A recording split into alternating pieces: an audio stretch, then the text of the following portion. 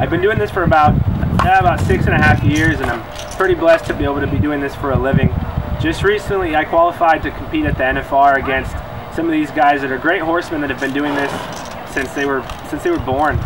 So it's definitely a blessing to be able to do this and go compete. I love being at my barn, but meeting new people, traveling, seeing new places, and working with new horses, it's kind of, I don't know, I love it. So I want to make sure that I'm doing the right thing by the horse. Being told that I was kind of an embarrassment to the Colt Starting Challenge USA was kind of an eye opener that I was doing something wrong. You know, my ego gets the best of me sometimes. I'm a guy from a small town, and it's kind of crazy going to places like this and people knowing who you are and saying your name and people waiting around afterwards to talk to you is surreal for me. Something that I'll never get used to, and you know.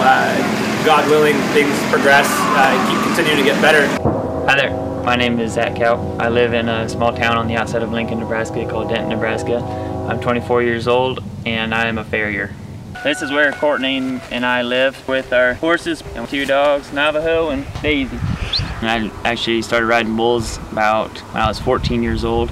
My grandpa really showed me the way to horses and taught me a lot of things that I know, and which isn't a lot. Now that's what I do for a living, is shoe horses. Really enjoy it, and fortunate enough and luckily enough, I found this Colt Starting Challenge, and it's been an easy transition from rodeo to this Colt Starting Challenge. It's a lot easier on a person's body, but at the same time there's still a challenge, and with what I want to do with horses, it's given me an opportunity to learn and to gain more access and meet more people that I wouldn't have otherwise met, and I have to thank the horse for that, and I have to thank the Colt Starting Challenge for that.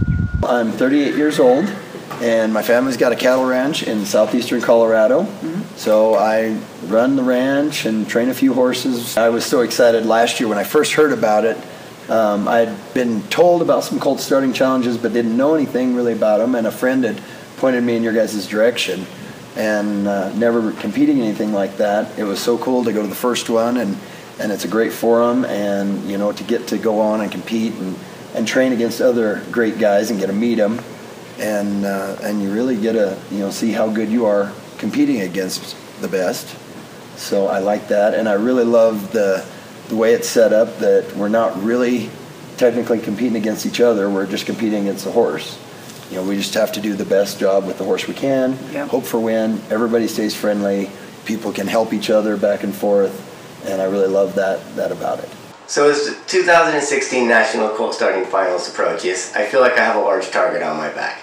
As the reigning 2015 National Champion, there are a lot of competitors out there that would like to take that title this year. We have a great group of horsemen here that we're working this with this year, and I wish them all the best of luck.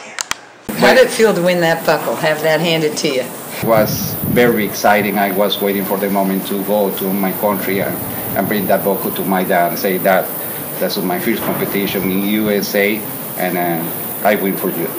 It's another kind of dream come true, you know, being in a competition at that level is amazing, you know. I exciting, I waiting for it. I can't wait for that moment, you know. To have all of the top trainers there and to see how the best of the best do what they do. How did that feel to win that finals? That was awesome. That was a great feeling. That was absolute high to have won that. I don't think I come down off that for a week after I got home. But the finals buckle, I kind of had to keep that hid from my little boy for a while, because he wanted to take it to school and show it off to everybody and take it for show and tell, and I kept telling him, no, you know, that's Dad's, and that's kind of a special buckle. And anyhow, one day I had dropped him off to school, and I kind of watched him because I thought something seemed a little suspicious, and all the other little kids met him at the gate, and he has to pull it out and was showing it to him. So he kind of hijacked it on me one day, and I had to go get it from him, and I took him in, and we let the teacher have it so that he could show it for show and tell that day. But yeah, they mean a lot to everybody in the family, I guess you could say.